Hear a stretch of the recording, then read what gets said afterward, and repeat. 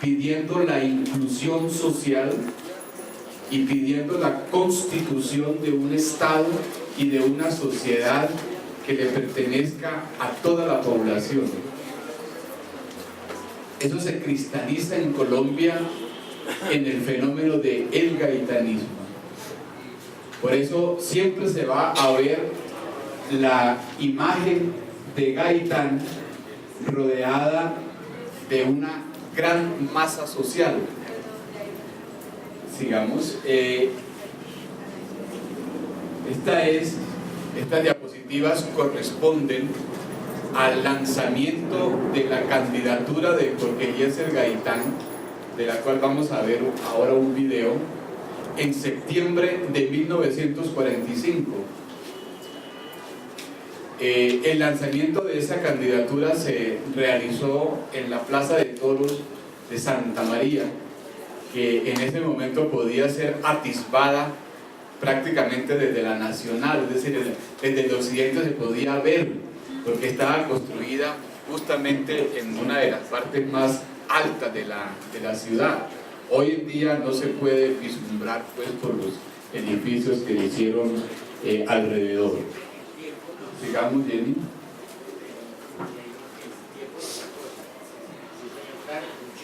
Muy interesante esta imagen porque es la imagen que caracteriza la campaña electoral del gaitanismo en el 45, cuando emerge, cuando irrumpe con esa gran fuerza social.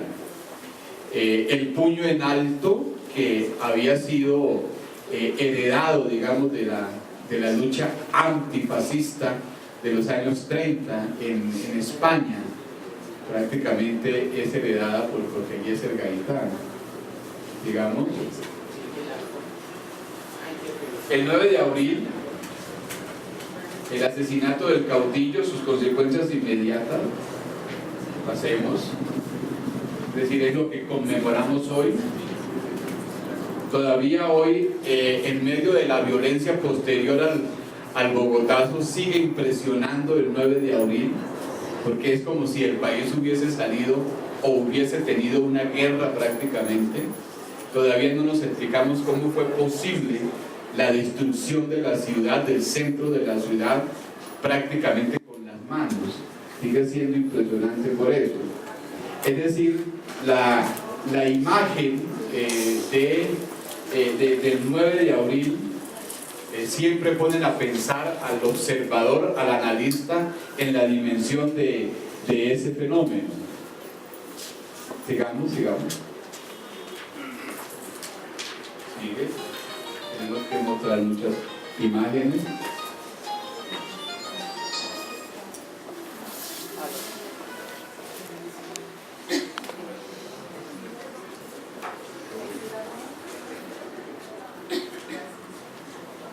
Se trató digamos, el Bogotazo de un fenómeno nacional, ¿no? Se refleja en todo el país.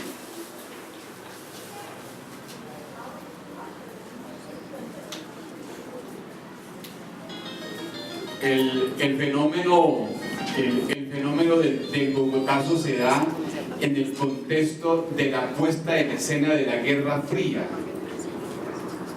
que es una política para desmontar los movimientos democráticos posteriores a la Segunda Guerra Mundial.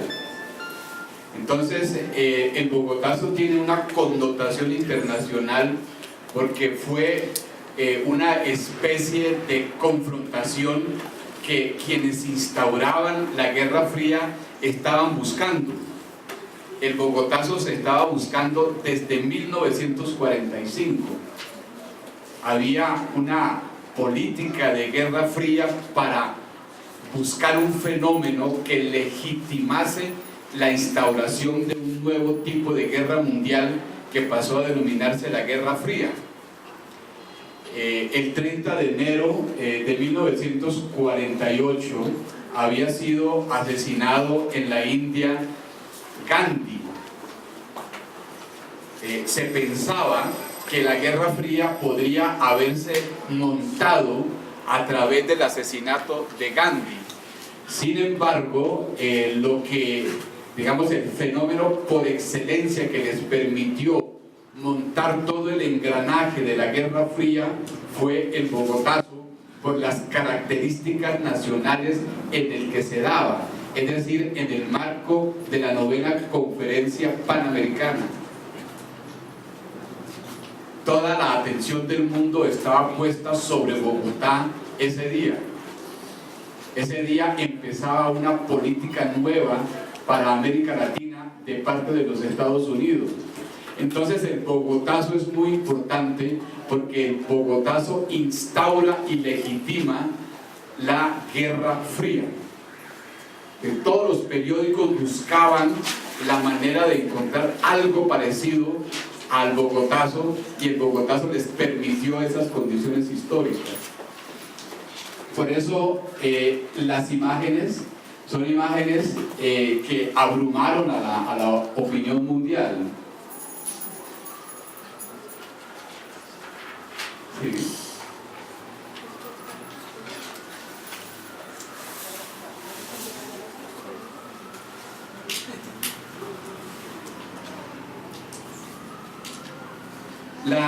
La víctima del Bogotazo, por supuesto, era un liberal.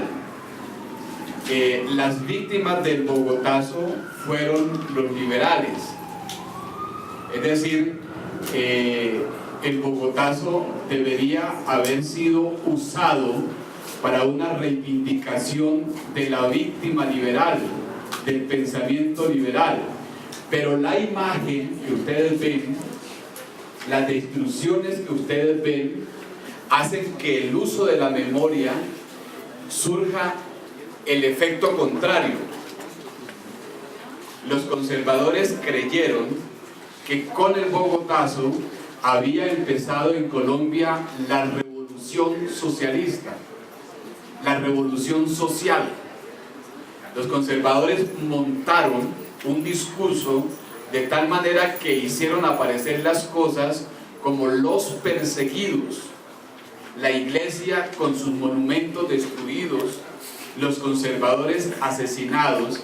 Hicieron que los conservadores hicieran un uso de la muerte de Gaitán que los va a favorecer a ellos. Pero hay una lectura conservadora del Bogotazo que no los hace victimarios, sino que los hace víctimas. Digamos que por eso el 9 de abril es un partidor de aguas de la historia de Colombia. La historia de Colombia se divide en el antes y en el después del 9 de abril. Como el gobierno es conservador y se va a establecer, digamos, una hegemonía conservadora, eso hace que haya un uso de los conservadores sobre el gaitanismo como enemigo de la sociedad. Por eso el 9 de abril es una puja siempre, es una pelea siempre por memorias. ¿Quiénes murieron más, si liberales o conservadores? Pues bien, la propuesta que hacen los conservadores para garantizar una gobernabilidad en el país tiene que ver que el partido liberal acepte el anticomunismo como chivo expiatorio para la paz.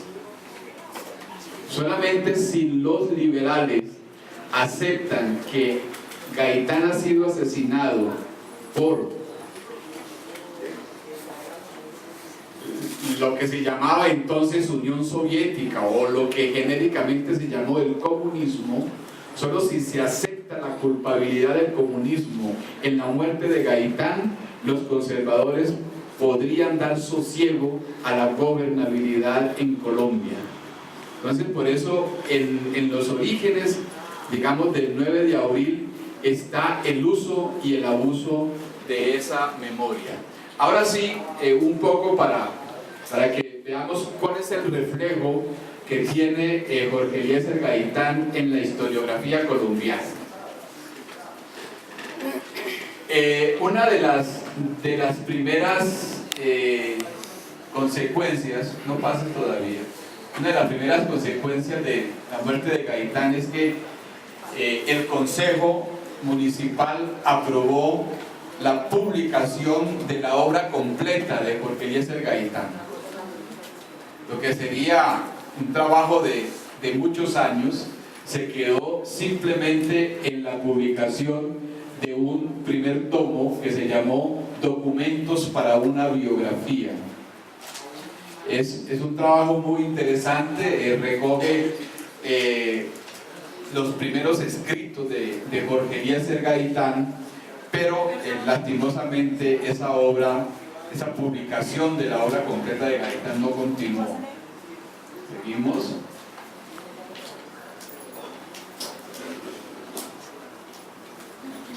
Las ideas socialistas en Colombia. Este es un libro con el cual se graduó Jorge Eliezer Gaitán en 1924. Es la constitución, digamos, de lo que significaba para Gaitán el año 24. La tesis de Jorge Eliezer Gaitán de 1924 es una de sus principales obras, porque nos muestra al Jorge Eliezer Gaitán, digamos, heredero o legitimador, mejor, del pensamiento del aprismo peruano. Digamos que el primer Gaitán, el Gaitán que va de 1924 a 1940, es un Gaitán aprista. Es un Gaitán que tiene que ver con el pensamiento de Víctor Raúl Haya de la Torre, que consiste en lo siguiente: ya pasó la primera revolución. La primera revolución es la revolución de la independencia. La segunda revolución es la que nos corresponde a nosotros hacer, que es la constitución de una república unirista, que quiere decir unión nacionalista, izquierdista, revolucionaria. Entonces, con la tesis de 1924 asistimos a una codificación de ese primer gaitanismo, que es un gaitanismo de corte pequeño burgués, de corte de pequeñas economías. Es decir, es una respuesta al pensamiento marxista de la época, que pensaba que había que hacerse directamente una revolución socialista. El pensamiento de Gaitán en el 24 es que previo a una revolución socialista debe hacerse una revolución que prepare a la gente para esa revolución socialista. Es decir, en donde no sea todavía el obrero, el sujeto social y el campesino de esa revolución, sino que tiene que ser primero una clase media. Hay que configurar primero una clase media, hay que construir una clase media. Podría uno decir que en la medida en que va pasando el tiempo, el gaitanismo se va convirtiendo en una radicalización del aprismo en América Latina. Gaitán está, digamos, con unos sectores sociales que no pueden competir económicamente, que necesitan de una ayuda del Estado. El gaitanismo de esta época es un gaitanismo de intervencionismo de Estado.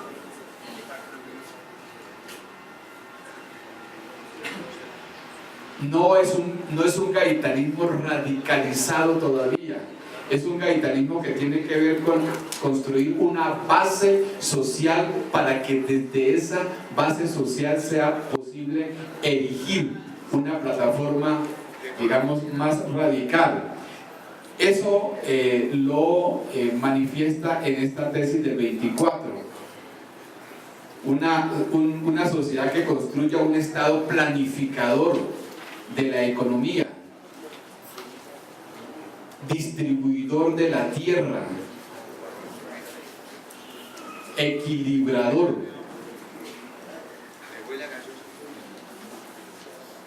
Era un gaitanismo todavía no prendido en la angustia nacional, en las problemáticas nacionales. Era más un pensamiento político que heredaba de otras ideologías, que venía de otras ideologías, que bebía de la influencia de Perú sobre todo y de la influencia de México. Era la respuesta que él tenía contra el planteamiento de una revolución socialista que en esta época era enarbolada sobre todo por el pensamiento comunista. Consideraba que se necesitaba esta etapa. Pues bien, este gaitanismo es expresión a la vez de un sector social que venía desde los años 20 y que no tenía cabida ni en el Partido Liberal que llega al poder, ni en el Partido Comunista que se crea en 1930. Es un pensamiento intermedio entre esas dos tendencias. Pues bien, en esta tesis que todavía se consigue, que es una, digamos, es para quienes estén interesados en el pensamiento de Gaitán, es importantísimo que se hagan a esta lectura.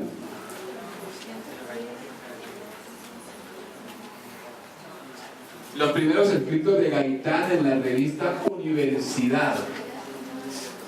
Era la revista de Germán Arciniegas, la revista que crea la Cátedra Libre en la Universidad Nacional. Es en esta revista donde aparecen los escritos de Jorge Eliezer Gaitán, estudiante, digamos. Y este periódico, que es uno de los primeros periódicos del gaitanismo, el primer periódico gaitanista, digamos, de circulación nacional fue el periódico Expresión del Movimiento Unión Nacionalista Izquierdista Revolucionaria, que fue el Unirísimo. La UNIR sacó este periódico del unirismo. Se trataba de un pensamiento socialdemócrata muy influido por el marxismo. Todos sus integrantes, sus redactores, repito, son esos intelectuales que se estaban formando en la Universidad Nacional, pero que no cabían en los marcos de la ideología liberal ni de la ideología comunista. Pero se crea el unirismo ante todo para radicalizar la República Liberal. El unirismo es un periódico que va a poner de presente el peligro que significa la República Liberal si la República Liberal no se democratiza.